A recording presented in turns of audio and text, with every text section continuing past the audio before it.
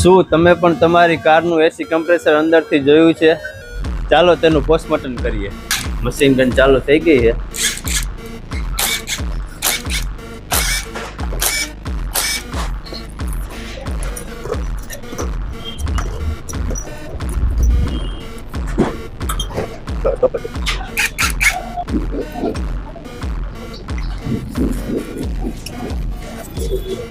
આ ઓઇલ છે.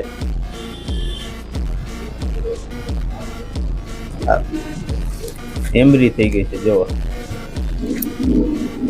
આવી રીતે પિસ્ટન વર્કિંગ કરે. આ કમ્પ્રેસરનો વાલ્વ છે. આ મેગ્નેટ કોઇલ.